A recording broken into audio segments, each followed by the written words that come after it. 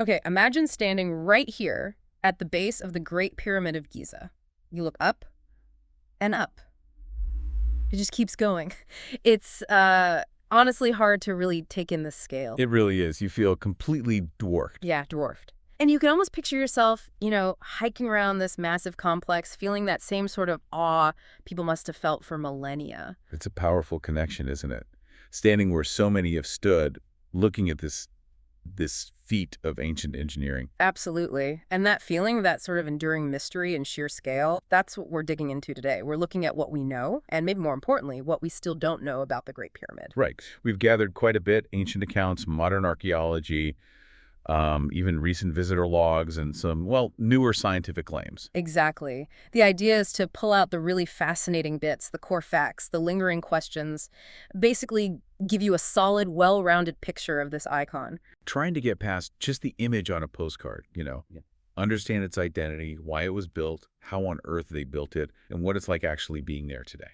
Spot on. So let's start with the basics. The start of the show, what exactly are we looking at?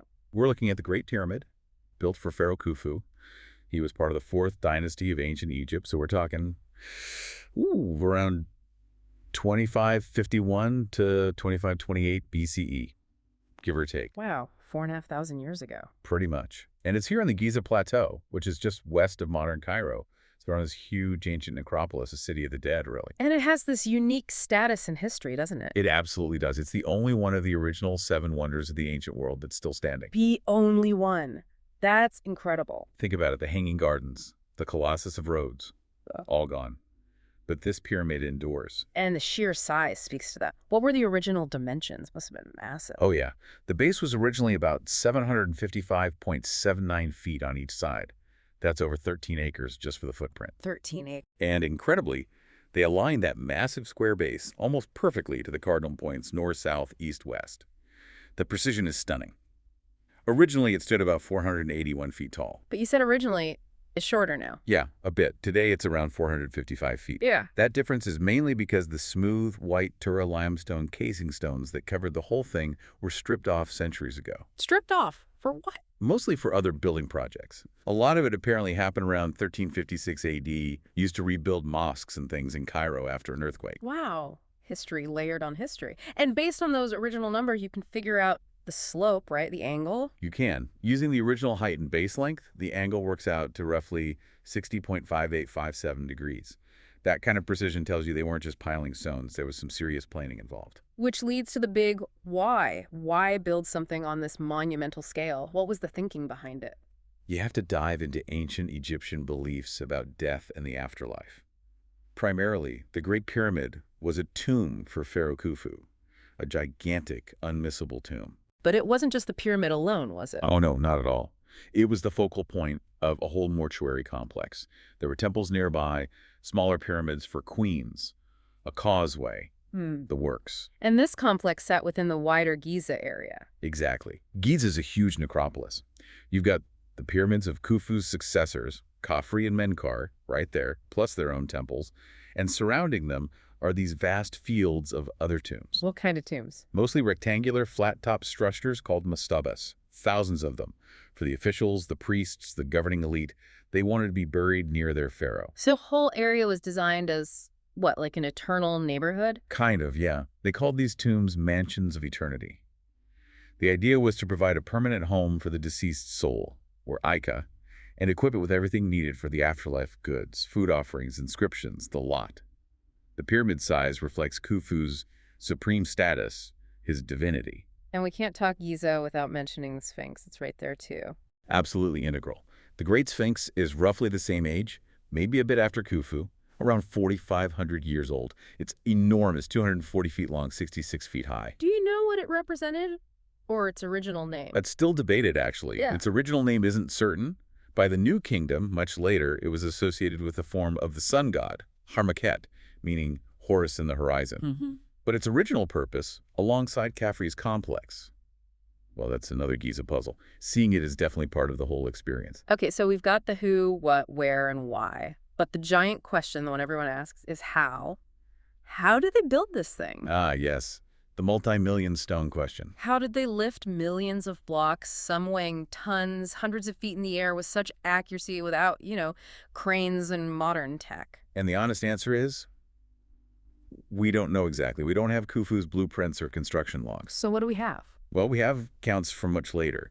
The Greek historian Herodotus wrote about it in the 5th century BC. That's like 2,000 years after it was built. 2,000 years later. So he was relying on stories, hearsay. Pretty much. He described a method using short wooden planks as levers, sort of hopping the stones up level by level. He even suggested they built the top part first, which seems unlikely.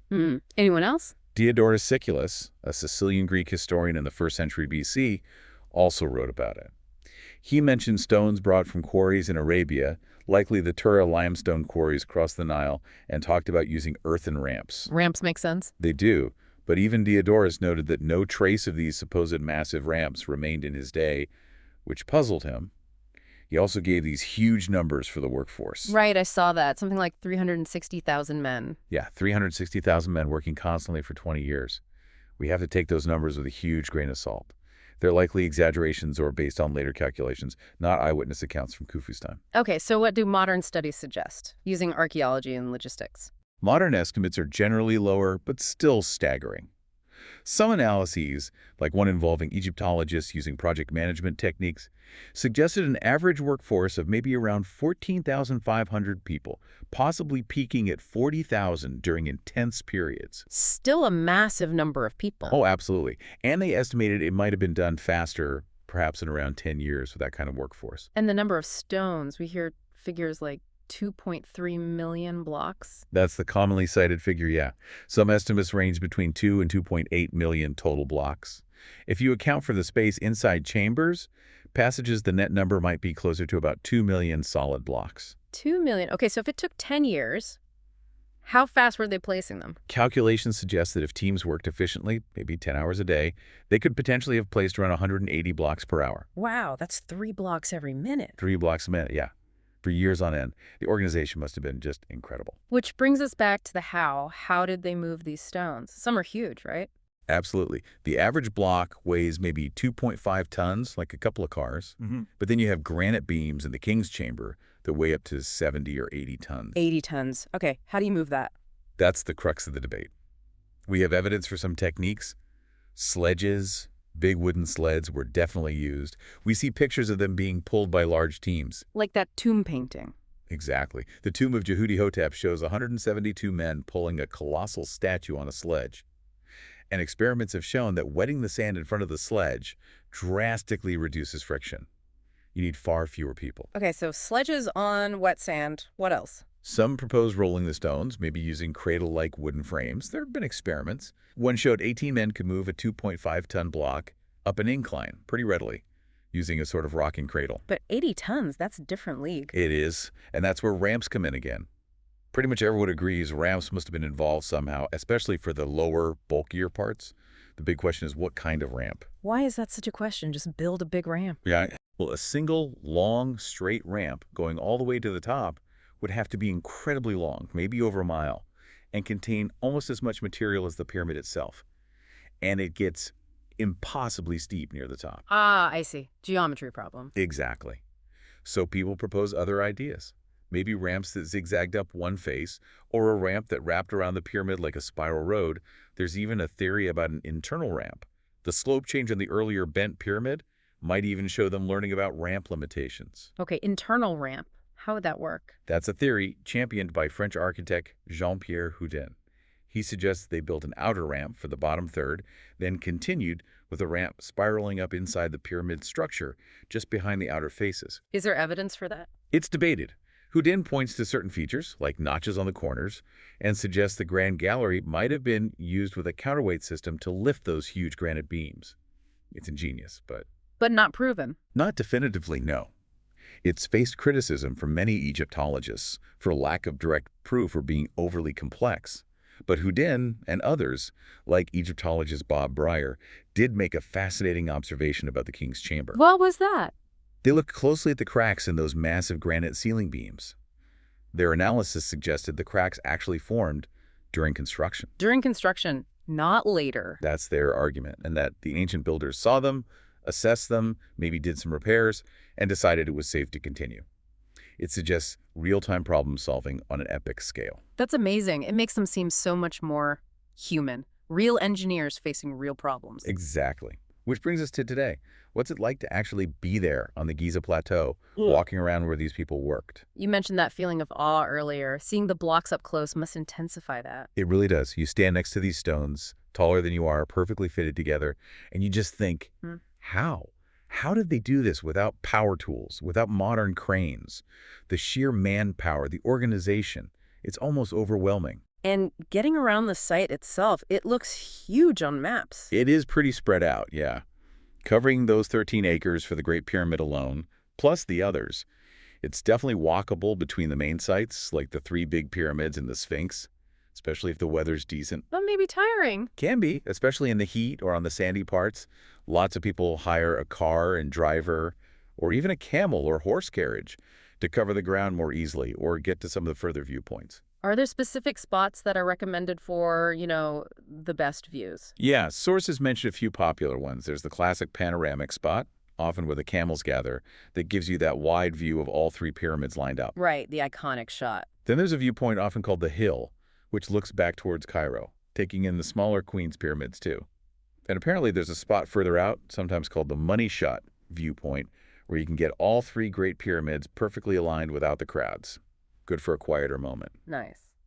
And besides the main pyramids, are there other sort of less famous things to explore? Oh, definitely. The whole plateau is covered in tombs. You can often go inside some of them. For instance, near the Great Pyramid, on the east side, is the tomb complex of Queen Hedefires I, Khufu's mother. You can go inside her tomb.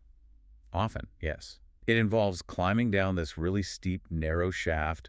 It's described as quite stuffy and tight. It leads down to a simple burial chamber where her sarcophagus was found empty, famously. Sounds like quite the experience. A good test for claustrophobia, maybe? Absolutely. Sources mention it's a good alternative if you're wary of the main pyramid passages or if the lines are long.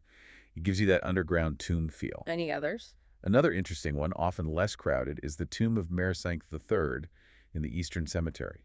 She was Khufu's granddaughter. What's special about hers? It has this beautifully decorated chapel with carved scenes, but there's also this cool archaeological detail. They figured out that sunlight coming through a specific window slit at a certain time would illuminate a particular statue or niche. Okay. And why is that important? Because if another tomb was built later, right next to it, blocking that beam of light, archaeologists know the second tomb must be younger than Majesty. It helps them work out the relative timeline of construction in the cemetery. Little details like that. That's fascinating. Using sunlight as a dating tool. But visiting isn't always smooth sailing, is it? Sources mention some downsides. Yeah, that comes up quite a bit. Visitors should be prepared for vendors, people offering camel rides, souvenirs, sometimes quite persistently, touts, and unfortunately sometimes scammers. It can, interfere with just soaking in the atmosphere quietly. Like that story about the tool. Right. One source shared an anecdote about having a multi-tool momentarily taken at a security check and having to make a real fuss to get it back. It highlights that you need to be a bit vigilant. That's a shame. Is anything being done about that side of the experience? Yes, thankfully. Egypt's tourism is booming. They're aiming for 30 million visitors by 2030, which is huge. So there's a major push to improve the Giza experience. They're building a new main entrance complex, planning eco-friendly electric buses for getting around the site, trying to crack down on aggressive selling tactics.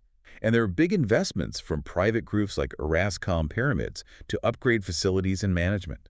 The goal is a more positive, less hassle-filled visit. Let's hope that works. Okay. Changing tack slightly. Yeah. There have been some recent headlines, haven't there, about potential discoveries under the Giza Plateau. Ah, yes.